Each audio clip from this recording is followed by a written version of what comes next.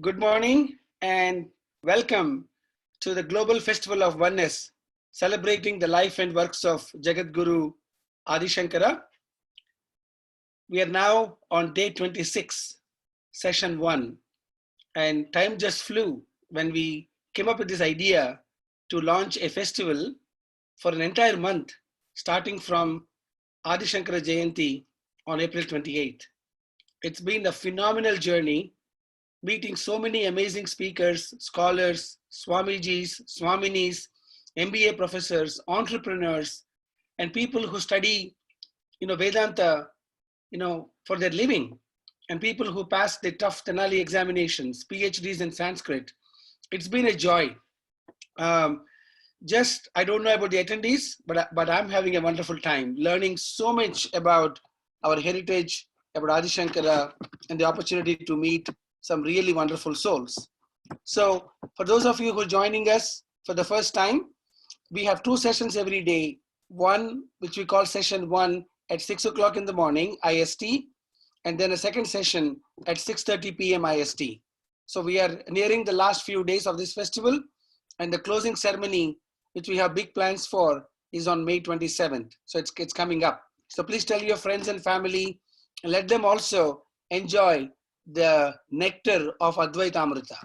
Okay, so today I have the privilege of listening to Sri Kathirasan ji from Singapore, who will be speaking to us about Shankara's presentation of Pravrtti and Nivrtti Dharma-s in the Bhagavad Gita Bhashyam and its relevance today.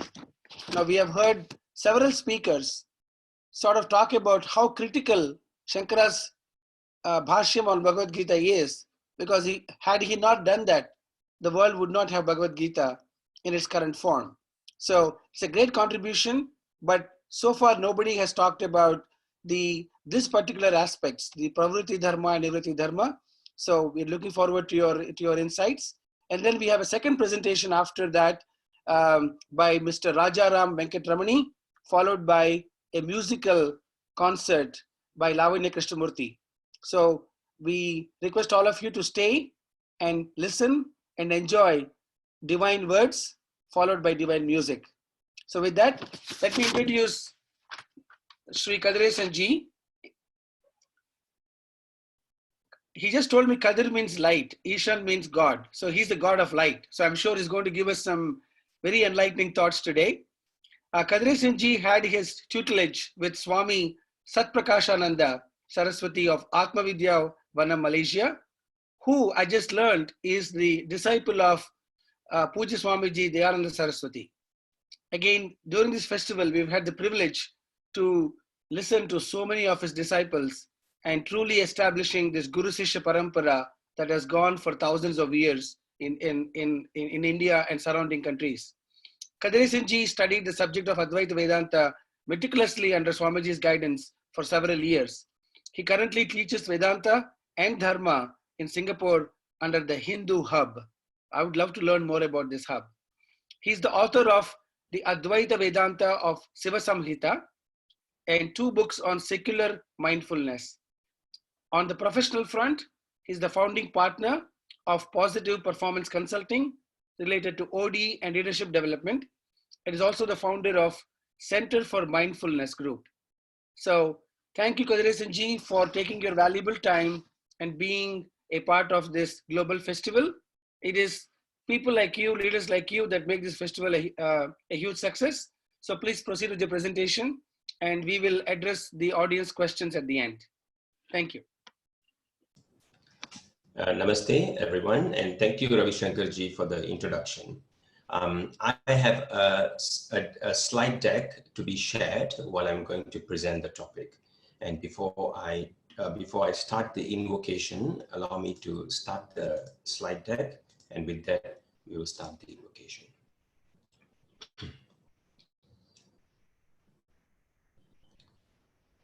Om Harihi Om Shri Gurubhyo Namaha Harihi Om Sada Shiva Samarambham Shankaracharya Madhyamam Asmadacharya Paryantam Vande Guru Paramparam. Namaste, everyone. Welcome to the session today, where I'm going to share with you about two interesting dharmas that Shankara speaks about in his Gita Bhashyam, or his Gita commentary. And more importantly, its relevance today. Ravi Shankarji opened the session by sharing the relevance of Shankara's teachings till today. It's been more than 1,000 years, and yet today we are still talking and learning from Shankara's works. Now that certainly tells us that Shankara's works are perennial, they are timeless. And also what he says does not just confine itself to perhaps moksha. It goes even beyond moksha to the whole point about how we can live as simple and beautiful human beings. It also gives us a lot of purpose and meaning to our lives. Now, I'm approaching this topic not as a scholar. I'm not approaching this topic not as a Vedanta teacher, but I would like to approach this topic as a sadhaka. I think it is when we look at Shankara's works as a sadhaka, I think there is so much that we can learn from it instead of trying to look at it just as a topic to be taught. So I'm going to share with you my reflections and my learnings that I have brought into the work that I'm doing in Singapore and in this region. Firstly, I look at Shankara as an acharya. That's why, obviously, that's the reason why he's called Shankaracharya. So he is a teacher primarily, and not only a teacher, but he belongs to a teaching tradition, which he states in his commentaries as well. So with that, the first thing that I would like to do is to acknowledge Shankara's unique contributions. Now, Shankara has made very unique contributions. When I use the word unique, it does not mean that he has invented something new, but he had done something very, very special in his commentaries. And I call that making what is implicit explicit. So when we look at our Prasthanatraya, which is Brahma Sutra and Upanishad and also Bhagavad Gita, now there are many ideas that are implicit. There is wrapped in a shell, or it is buried beneath, so that we don't assess it immediately. But what Shankara does very beautifully is that he makes these implicit ideas very explicit. And through that, we benefit a lot in our sadhana. So I am going to talk about 10 things or 10 ideas or concepts that Shankara brings out in his bhashyas or commentaries. The first thing that he makes very explicit is the method of Vedanta, which is called Adhyaropa Apavada. Now, Shankara, many of you would have heard that the default method of Advaita Vedanta is Shravana, Manana, Nididhyasana. However, Shankara does not use this method very, very prominently in his bhashyas. However, he gives a very umbrella term, a general term to describe all the methodologies of prakriyas, as we would use in Vedanta, into one interesting term called Adhyaropa Apavada, which literally means negation of a superimposition. And the second contribution he makes is Adhyasa, which is superimposition. So as many of you would know, his introduction to the Brahma Sutra Bhashyam, Brahma Sutra commentary, can be considered a topic and a book by itself, or a section by itself, and people call it Adhyasa Bhashyam. So there he talks about Adhyasa. Adhyasa is not explicitly found in the Upanishad, but it is there implicitly, and Shankara brings that out in the introduction to the Brahma Sutra commentary. The third thing that he does very well is presenting avidya adequately. Now, he did not spend too much time on avidya in his commentaries, but where possible, he gives very, very important definitions for avidya, especially in 3 different commentaries. He defines avidya, giving it 3 important qualities. But he stops there. He does not go beyond that, because the purpose of Vedanta is not to talk about the problem, is to talk about the solution. Now, so he has a very solutions-focused thinking, which is very interesting, and it's very interesting also because it is very valuable in our lives. Instead of looking at always the problems, while we know that we need to acknowledge the problems, but we need to move into solutions. And that's what he does very beautifully by presenting the concept of avidya, or ignorance. The fourth thing that he brings very beautifully is Jivan Mukti. Now, he makes it very clear that Jivan Mukti is possible, which is liberation right here. It is not something to be experienced much later, but this liberation is right here, right now. So he makes that very clear. While we know that Jivan Mukti is implied in the Upanishad, Shankara presents it and describes it very beautifully. And I think I certainly love the work, the independent work of his, which is Upadesha Sahasri. Now, the fifth thing is Vastu and Purusha Tantram. Now, this is also another thing that he makes very explicit in his commentary. Now, a lot of times people tend to mistake meditation as something that is enjoined in the Vedanta sadhana. However, Shankara distinguishes two types of meditation that are there in the Upanishads. All right, the first one is called Vastu Tantram, and the second one is called Purusha Tantram. And he mentions very clearly the meditation or the dhyana that is done in Nididhyasana, in Shravana Manana Nididhyasana. In Nididhyasana is actually Vastu Tantram. So that is another unique contribution or clarification he creates.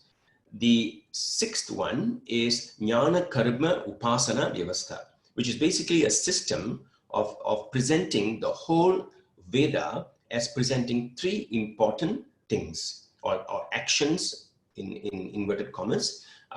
First one is knowledge, which Veda teaches through the Upanishads. And then we have karma that comes through the Samhita Brahmana, and the upasana that usually comes through the Aranyaka portion of the Veda. So he gives this Vyavastha very, very clearly, that it's quite unprecedented, or perhaps not as prominent as it is in Shankara's works.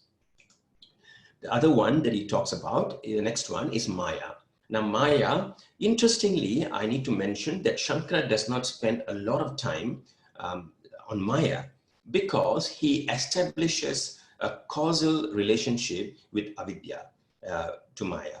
So for him, Maya as a unique power of Ishvara is also presented, but he does not spend a lot of time, but yet he brings out this term, although this term appears in the Katha Upanishad as well as in the Shvetashvatara Upanishad. But he brings it, but very, very mindfully he does that. And lastly, the topic that I'm going to talk about today, which is Dvividha Nishtha. Now this phrase or term appears in the Bhagavad Gita chapter 3, which literally means two types of lifestyles that are taught by Shankara and the Shastra, which is perhaps not talked about much in Vedanta circles, as what Ravi Shankarji just mentioned. I'm sorry, I started by saying that I'm going to present 10, sorry, it's 8 actually, pardon me for that error. All right, so these are the 8 important concepts that I have seen in my study and appreciation of Shankara's commentarial work, as well as Upadesha Sahasri. So I've also translated all of that in English for those of you who are not familiar with Sanskrit. These English words are direct translations of what I mentioned, the 8 unique contributions of Shankara. But today's topic of focus is going to be the 2 lifestyles that we see in Shankara's commentary. Now, next question is, how did my inquiry start? Now, why did I study this 2 lifestyles, perhaps? Now, there is a reason for this. So let me share with you a couple of incidents that I had encountered in my very early years of studying Vedanta in the 90s.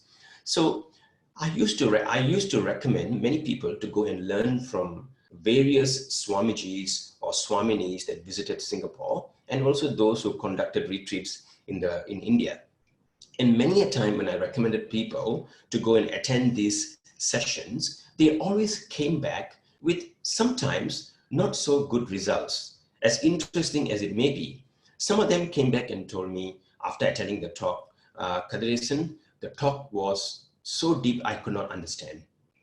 And some of them told me, you know what, Kathirasan, moksha is not for me. I prefer to live a very simple life. I don't know what simple means, but that's what they told me.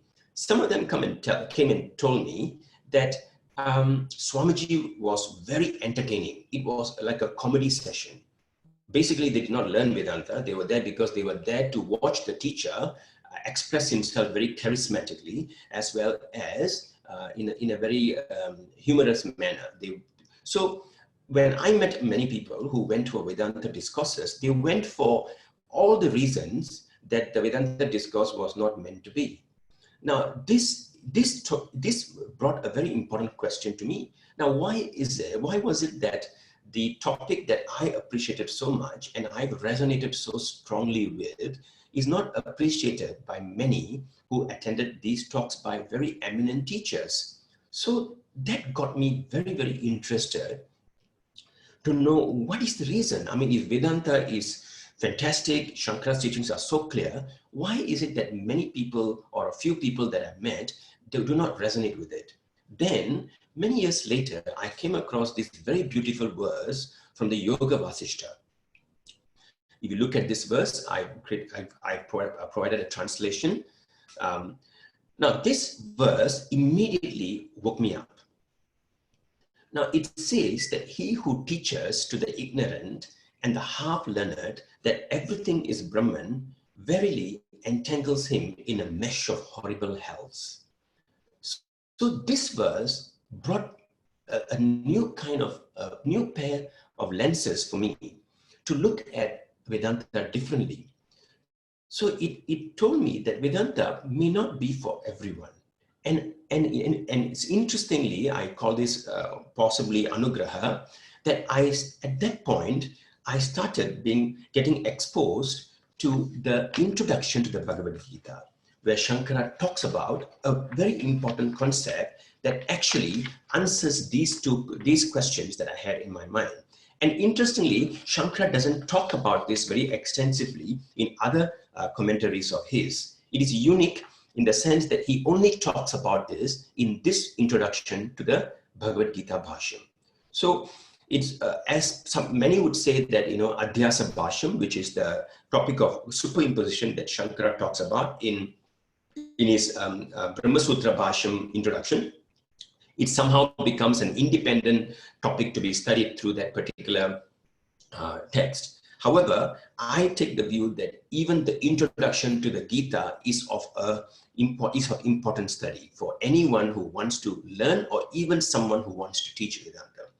Because there, he makes a very, very an astute observation, and he presents these two dharmas in a way that he has not done anywhere else. I'm going to now talk about the summary of what he says in this introduction to the Gita Bhashyam, where he presents these two dharmas that are there. And this would explain why some people do not appreciate, do not understand Vedanta, in spite of repeating umpteen times. They do not understand it or they do not appreciate it. And there are people who catch it the first time. Why is that so? So Shankara presents these two dharmas in the Upodghata, which is basically the introduction to his Bhagavad Gita Bhashyam. There, he mentions that the Vedas or Veda teaches two dharmas. Here by the word dharma means lifestyle. So a lifestyle here means a choice that we make to live a particular type of life. And these two dharmas, the first one is called Pravrtti Dharma. So he mentions the first dharma that the Veda teaches is Pravrtti Dharma. And the purpose of Pravrtti Dharma, he mentions very, very emphatically, is that it is for the purpose of Abhyudaya. Now, Abhyudaya is a Vedic term for Dharma, Artha, and Kama. So that is the word that is used for Dharma, Artha, Kama in the Vedic text. So, as some of you may not be familiar with Sanskrit, Dharma means ethical life, knowing one's duties. Artha means the pursuit of security or also material accomplishments. And the third one, Kama, means enjoyments. All right, so that is called Abhyudaya. So Pravrtti Dharma is for the sake of Abhyudaya. That's what Shankara states. And then the next dharma that he mentions is called Nivrtti Dharma. Now, Nivrtti Dharma is for the purpose of Nishrayasa. Now, Nishrayasa is the Vedic term for moksha or mukti. All right, so that is what in the Vedic text, the Nishrayasa is the word that is used. So the Veda teaches two dharmas, and then there is which are Pravrtti Dharma and Nivrtti Dharma. Now, and then he says that these two dharmas are established through Varnashrama Dharma. Very beautiful, right? Now he connects, as always, Shankara does it so well. He presents an idea and then he connects it. He says that the Pravrtti Dharma and the Nivrtti Dharmas, the two lifestyles, are established through Varnashrama Dharma, which is basically the occupation or the vocation that we choose based on our family traditions called Varna, or sometimes incorrectly called caste, and also ashrama, which is the stage of life, brahmacharya, grahastha, and vanaprasthya, as well as sannyasa. We have that. All right. So these are the four ashramas that are presented, and all of them come together to present and teach these two dharmas. That's what Shankara states. And there is also one important point that he makes. Now, this is something that we need to see. Now, Vedanta or Advaita Vedanta belongs to Nivrtti Dharma. We need to be very clear about that. And Shankara makes that very clearly. So when we look at from the standpoint of Nivrtti Dharma, we usually completely denounce Pravrtti Dharma. And that's what the Upanishad does most of the time. Because Pravrtti Dharma involves karma and dharma, which leads to papa and punya. So therefore, automatically, Pravrtti Dharma gets denounced by Nivrtti Dharma. But Shankara makes a very unique statement here. He says both of these dharmas sustains the world. Now, this is very important.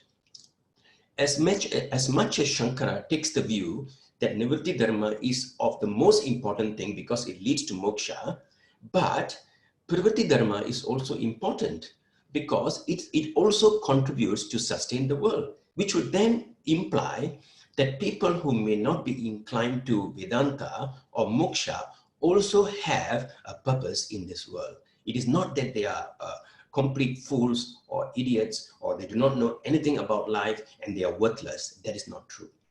They have a unique set of what you call teaching that the Veda teaches as well, and that is called Pravrtti Dharma. So this is what Shankara makes in his very, very short introduction. He makes so many great lines, and I'm going to look at a little more into the definition of these two dharmas. Now, the teaching tradition of Pravrtti Dharma is different from the teaching tradition of Nivrtti Dharma that he mentions. Also very, very interestingly, he says the teaching tradition of the Pravrtti Dharma are basically the Prajapatis with the Rishis, Marichi, and the rest, Adi, as always he says. So here he establishes that the Pravrtti Dharma has a different teaching tradition from the Nivrtti Dharma. And these are the teachers of Pravrtti Dharma. He says, again further, it promotes prosperity. Pravrtti Dharma promotes prosperity, but now here's a qualification that we need to see. What Shankara makes a very, very important qualification. He says, by default, Pravrtti Dharma promotes prosperity, but when performed with the attitude of offering to God, which is called Ishvara Arpana Buddhi, with renunciation of fruits, which is called Karma Palatyaga, it purifies the mind. Now, this is a very important point that he makes. Now, we need to be very clear about this. So, while Pravrtti Dharma is only driven towards prosperity, which is Dharma, Artha, and Kama, however, when performed with Ishvara Arpana Buddhi and cultivating a Prasada Buddhi, which is the renunciation of fruits, it can purify the mind, which is called Antakarana Shuddhi or Chitta Shuddhi. He makes this very, very important qualification. And then he now defines Nivrtti Dharma. The teaching tradition of Nivrtti Dharma is from the Sanakadi Muni, as he mentions here. Very, very clearly, he mentions this. And then he says this very, very interesting thing. The eligibility to self-knowledge, one can become eligible to learn self-knowledge only after sannyasa. Now, this is a very important point that Shankara makes throughout his commentary. In his commentaries of all the Prasthanatraya Bhashyam and even Upadesha Sahasri, he makes this conclusion that only a sannyasi can learn Vedanta. A grihastha, a brahmachari perhaps, are not entitled to learn Vedanta, is his conclusion. However, the Bhagavad Gita does not allow him perhaps to make that conclusion so easily. All right. So therefore, Bhagavad Gita, along with, obviously Shankara is a man of the teacher of tradition, and he follows the tradition to the letter. And then he comes up with very, very great explicit ideas that are implicitly there in the Bhagavad Gita. And that's what we're going to look at right now. So based on this, the observations that we can make is this. Shankara also makes another important point, which is Pravrtti Dharma comes first. Now, this is also a very important point to see. It is not that Nivrtti Dharma comes first and then Pravrtti Dharma. No, it is first Pravrtti Dharma comes first because it is the default mode that all of us are in. Most of you who are familiar with technology, you know what a default mode is. So everyone is born into Pravrtti Dharma. However, Nivrtti Dharma is something that is exceptional. It comes later. So therefore, it involves choice. Now, this is something that we need to see. So therefore, when you look at this, Pravrtti Dharma comes first and then Nivrtti Dharma, which is chosen by us. Shankara's scheme of the Vedic life revolves around basically this. There is something called Pravrtti Dharma, all right? And it is basically the performance of karmas, which means that you engaged yourself with a lot of actions, which is basically Swadharma Anushtanam, which is doing your duties very well. And then that leads to Abhyudaya, which is prosperity, Artha and Kama. Then the second lifestyle is Nivrtti Dharma, and the way to the sadhana in Nivrtti Dharma is Jnana. It is purely Jnana, which comes only from the Upanishad and nowhere else. And then it leads to Nishrayasa, which is freedom. However, in the Gita, he does this connection, which I'm going to share right now. The Gita introduces Karma Yoga. Now, Karma Yoga becomes a kind of a connector between these two traditions. Now, isn't it very beautiful that Shankara presents Karma Yoga so clearly in the Gita Bhashyam that allows people in the Pravrtti Dharma to become eligible for Nivrtti Dharma.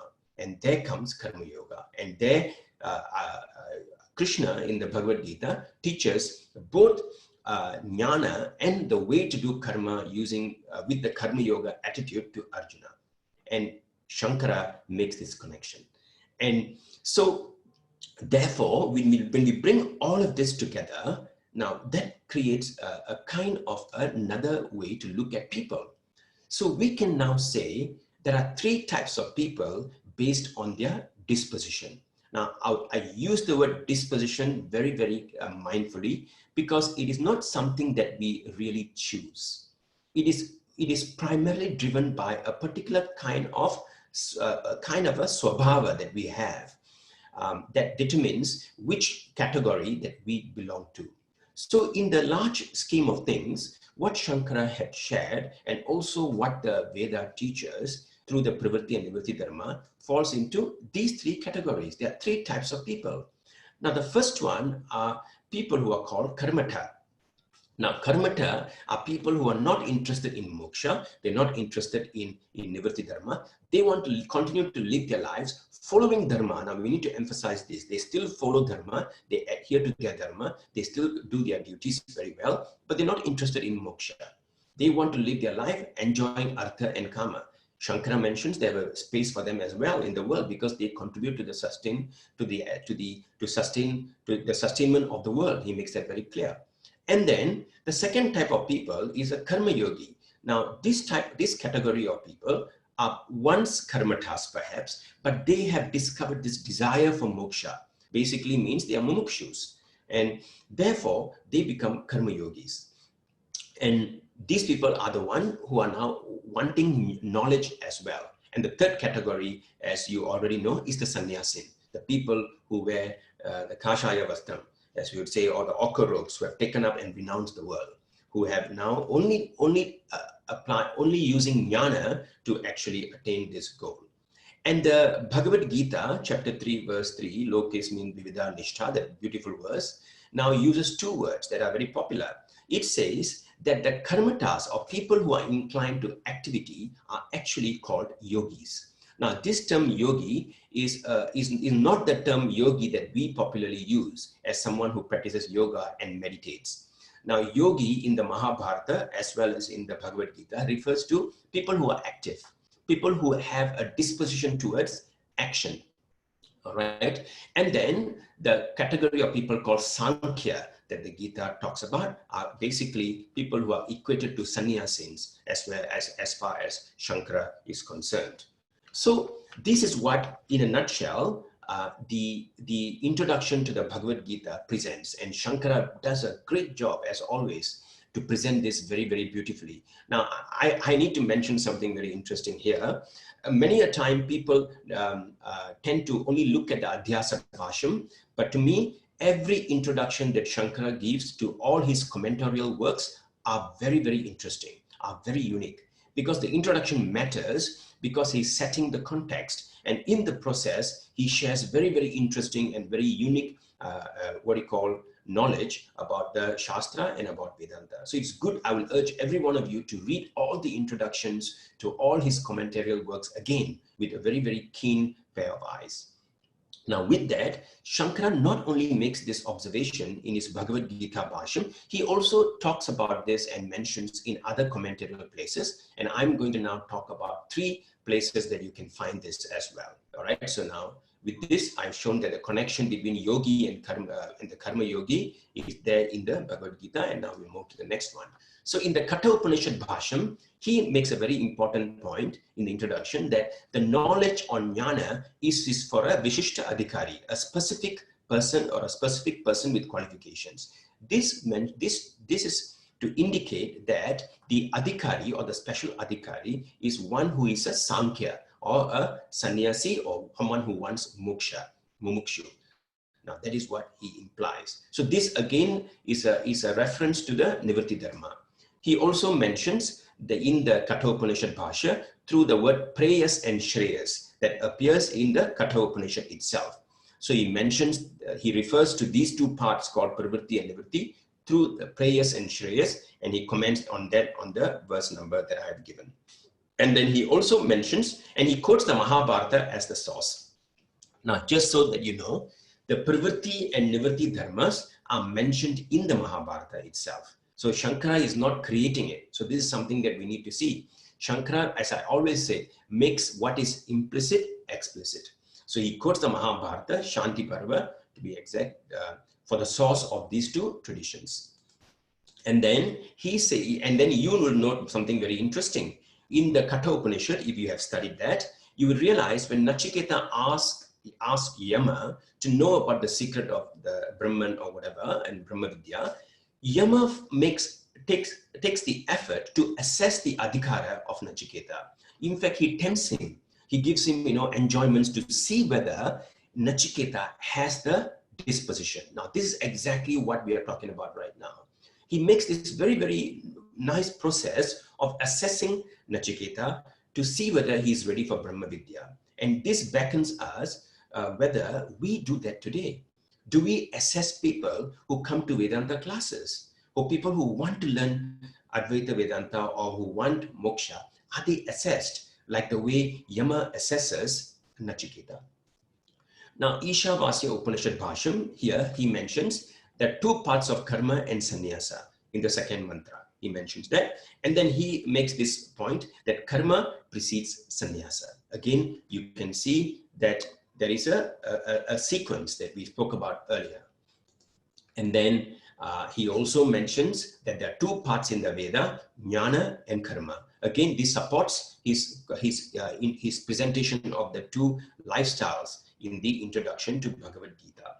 And then in the Taittiriya Upanishad Bhashyam, again, he mentions a very interesting statement. He says that within our buddhi, there are 2 purusharthas, which is bhoga and apavarga. Here, bhoga means enjoyment. Again, dharma, artha, kama. Apavarga refers to moksha or nishrayasa.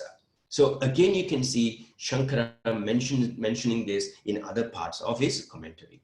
So the question now is, what did I learn from Shankara? When I studied all of this, there are a couple of things that I learned. Now, in no way am I saying that this should be your learnings or this should be something that you need to accept. That is not the intention of my sharing.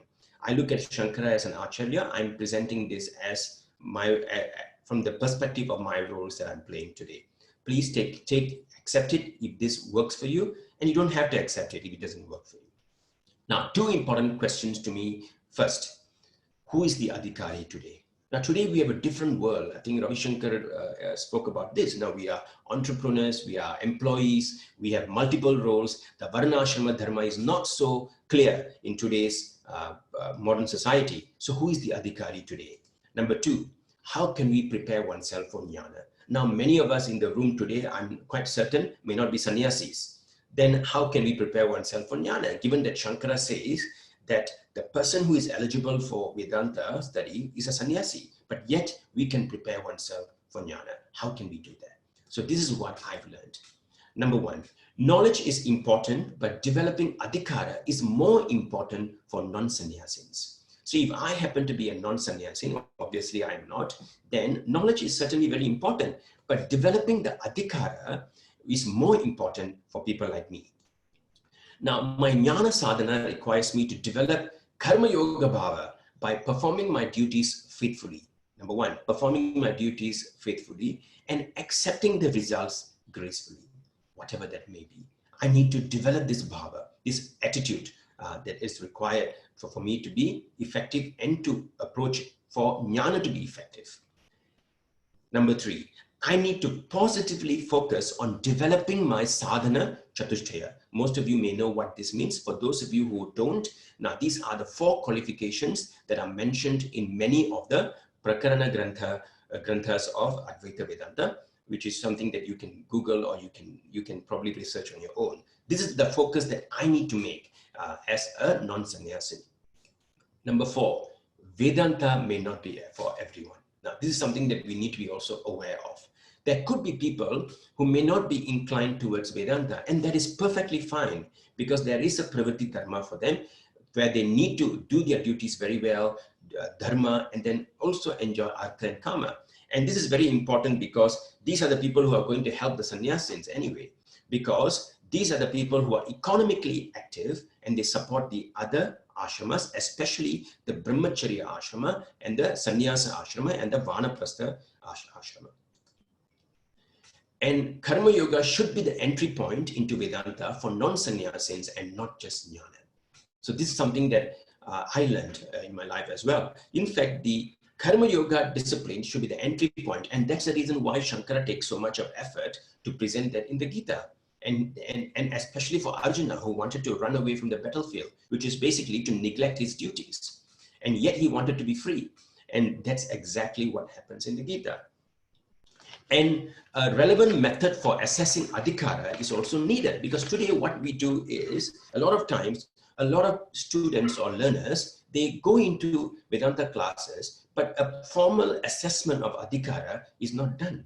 I'm talking about the common man who learns this. Now, because why is this important? Because I started this session with a verse from the Yoga Vasishta, which says that people who are not qualified may become unhappy when they learn Vedanta because that doesn't align with them. So a formal assessment can prevent that from happening, so that people are happy pursuing Vedanta and people are even happy not pursuing Vedanta. And lastly, the 7th learning that I had is more discourse around developing karma yoga is much needed in today's Vedanta discourses. So this summarizes my learning, and I'm going to stop my sharing right now. And I hope that this session was beneficial to every one of you. If it is not beneficial, that is also fine. And with this, I'm happy to take questions. Thank you so much, Kathirasan. Ravi Garu, I'll just have a word with Kathirasan. Yes, please. Thank you so much. I mean, this is just extraordinary exposition. And of course, one can only expect that from you. I call him Kathir Guru on my on my phone. He's just extraordinary. For those of you who don't know, he's actually focuses on mindfulness during the day and goes beyond the mind in the evening when he teaches Vedanta. So he lives a very interesting lifestyle. Kadir, I just wanted to ask you, and also, by the way, he was also a rock band. He was a part of a rock band in Singapore. So it's a very interesting journey that Kadir has done, and he has done a lot of rock songs, hard rock songs based on our traditions. So it's a very interesting personality. Kadir, I just wanted to ask you this question about Shankar Bhagavan in terms of what the journey that you are portraying. But he made the choice at a very young age, right? At the age of 8 or so, he made the choice. And then after, at the age of 16 or so, then he chose for a societal reform. And I'm just wondering how does that fit in what you just said, because there's no recorded history of anybody else who's done that. And so how did that happen? Did he himself comment on the choices he made in terms of establishing the matas or arguing?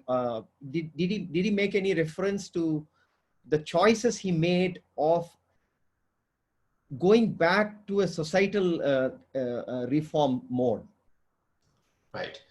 Now, Shankara does not make that very explicit in his commentary. He does not talk about the matters that he established. It does not occur. It appears in a later day text called Shankara Digvijayam. Now, in the Shankara Digvijaya is where you find many of his so-called societal reformation work. That's where you'll find it. You don't find that in his commentarial works. He does not do that. However, Shankara makes a very important point in his Gita introduction as well. He mentions that many people have commented on the Gita, but they've done it incorrectly. So there is one thing that appears that in Shankara's works, that he wanted to correct people's perspective of knowledge. That is very clear. He has this intention of reformation from the standpoint of establishing Upanishad tradition. In fact, he doesn't use the word Vedanta at all. He uses the word Upanishadam, because he's very, very sharp, because he uses the word Upanishadam because he's not creating a philosophy. He's only presenting the Upanishad.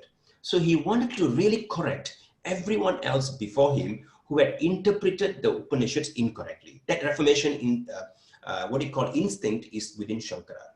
The second thing that he makes, which is very, very unique and also shows his clarity, is that he says in one of his bhashyas that there were also other Advaita teachers around his time, during his time. Now remember, this is very interesting. There were also other Advaita teachers like him during his time, and he says that they were wrong.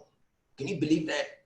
So his position is not that Advaita alone is sufficient. No, you need to even get Advaita correctly.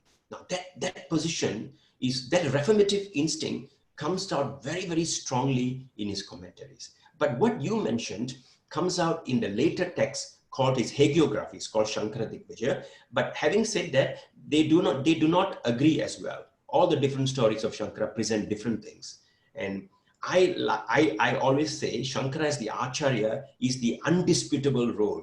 And the reformist in him wanting to make sure this knowledge of including the two lifestyles of Pravrtti and Nivrtti does not take away what he has contributed and what he has inspired till today. I hope I answered your question, Harikiranji. Thank you. Ravi Garu, you can take on. Yes, okay. First of all, thanks for bringing us yet another wonderful gem, from your network. I'm just fascinated. You started with something so simple that you said he made what is implicit explicit, and that is really true wisdom, right? Don't invent anything. It's already there. You just make it clearer and basically, resolve any questions. That was just brilliant. So I have a project for us. I wrote down, let us develop an assessment for Adhikaratvam for Advaita education. So you also mentioned as point number 6. So that's going to be our project. We're going to work on it. So do we have any clues from how Yama did the Adhikara test for, Anachiketa? Do we have any books or anything like that? Yeah. As usual, there is only one go-to place. I call it Shankara Bhashyam. Shankara's commentary on that section on the Kathopanishad tells us how we can do the assessment. And also in Brihadaranyaka Upanishad, where the Sadhana Chatushtayam is also mentioned in the Brihadaranyaka Upanishad, we can also use the Sadhana Chatushtaya as a way to cultivate. Now, one thing that doesn't happen today in a lot of modern traditional Vedanta discussions is meditation. Because Shankara mentions in the Gita, in, if I'm not wrong, chapter 2, verse 53, in his commentary, he mentions that a mind that has chanchala, that a mind that is distracted cannot have this Nivrtti Dharma-nishtha. He makes that very clearly. So meditation is another important activity that has to be enjoined a lot in the Karma Yoga bhava, or the Swadharma Anushtanam, with the Karma Phalatyaga as well as Ishwarapana Buddhi. These two, we also need to emphasize meditation, dhyana. I'm not talking about nididhyasana. I'm talking about Purusha Tantra Dhyanam, normal meditation, so that people can also, what you call, develop this adhikara called samadhana, or chitta ekagrata, chitta naischalyam. This is very important that we need to. So now you have the whole framework to actually do the assessment and also develop the adhikara in people. Yeah, actually, it's actually very interesting, because anyone who listens to your talk, if they don't get it, it's actually on them that they're not ready for it, right? So adhikaratam is not there. So I think that's a very important element you mentioned. So somebody wants to know a bit more about the Yoga Vasistham sloka. Is there a source that changed you? Which chapter? Anything? Yes, it is. I have an unverified source. I have it. I have the verse number. Can I share that offline, please? I need to. Yes. I'll access that verse. I have the exact verse number. I can share that, and let me know how I can share this, or people can write to me, and I'm willing to share to them as well. Yeah, what we can do is when we post your video on YouTube and Facebook, we can just add in the comments, so that way whoever is accessing the talks, they can see your comment. So. Okay. We have a question, and I was thinking too, what does it mean to be living mindfully all day and going beyond mind in the evening? Okay. Let me, because I comment. What are you saying? No. Let me make that comment, because Kathir and I are working on a project, but he is a mindfulness guru. He has written 3 books on mindfulness. So he's a corporate trainer, training people on mindfulness techniques, and therefore his day job is teaching mindfulness. Mindfully. So that's what I mean. But in the evening at the Hindu hub, he teaches Vedanta, and which is transcending the mind itself. So that's why I was just punning and joking with him. So that's sorry about that confusion. We had a question. So what you're saying is, during the day, we can all be doing our regular work, whatever that is, and like I said, being fully mindful, whether you're an engineer or a doctor, be mindful, but then use the evening for so-called nididhyasana, right? Contemplation and sort of reflection of the karma. So can I add one point here, Ravi Shankarji? One point. Yes. Now, there is a nice verse that comes in the Sanat Sujatiyam, where the teacher says that we need quite to have apramada, exactly what Harikiranji mentioned. Apramada means a mindfulness that we need to have, or what we call as alertness or vigilance throughout the day. So that is karma yoga. This vigilance that is required for us to have this prasada buddhi and also the arpana buddhi at all times when we're doing our duties, is an offering to Ishvara. And whatever that is accrued is a prasadam from Ishvara. This mindfulness is required 24/7, from the time you wake up in the morning till the time we go to bed, including our shravanam, studying of swadhyaya, studying Advaita texts or Gita, whatever. Everything requires a certain degree of apramada, which is translated as mindfulness as well. Fantastic. And if people want to learn more about your work, We found your website, thehinduhub.org. Is there anything else you want to share to learn more about your work and your talks? And if they want to contact you? No, I don't want to promote my work because people who are inclined to it will come to it. Yeah, that is how it works. If I go and promote, then the possibility of attracting the wrong people may happen, and then they become unhappy and they become miserable after learning Vedanta. We want people to be happy when learning Vedanta. So Bhagavan knows how to connect them. Yeah, let's leave it to that. So especially many ways to connect. Fantastic, fantastic. You know, when the right student arrives, the right guru arrives, right? That's what we have heard over and over again. So I really, really enjoyed your very simple, very profound yet lucid presentation. Lots of wonderful comments on the chat box. It was fantastic. It was clear. It was sweet. It was very well said. So really, really an honor to listen to you. And I'm sure, you know, the universe has a plan for us to, you know, meet like this. I'm already imagining, you know, before we sign up for, you know, people for any webinar, we send them this Adhikara questionnaire. And if you're not ready, then don't even show up, right? So it has to be elite, because for everything else, we ask for Adhikaratvam, right? If you want to be a doctor, if you want to be an engineer, anything you want to learn, I think for Vedanta, probably we are thinking anybody can come, and you made it so beautiful. It's not for everybody. So that there is a certain level of, you know, your own preparedness and your own readiness, so that you enjoy the journey, right? But very well done. Thank you so much. It was just brilliant, brilliantly delivered. And we appreciate your time. And, you know, please stay engaged. You know Harikaranji already. So with the Advaita Academy activities, because this festival may end officially at the end of the month, but we have a lot of big plans, and we would like you to be a part of it. Thank you, Ji. Thanks for this opportunity to share this. I consider sharing and talking about Shankara itself a great sadhana. Thanks for allowing me to do this and inviting me. I appreciate this opportunity. And all of you who have been watching this, thank you for your time. I appreciate that. Wonderful. Thank you so much.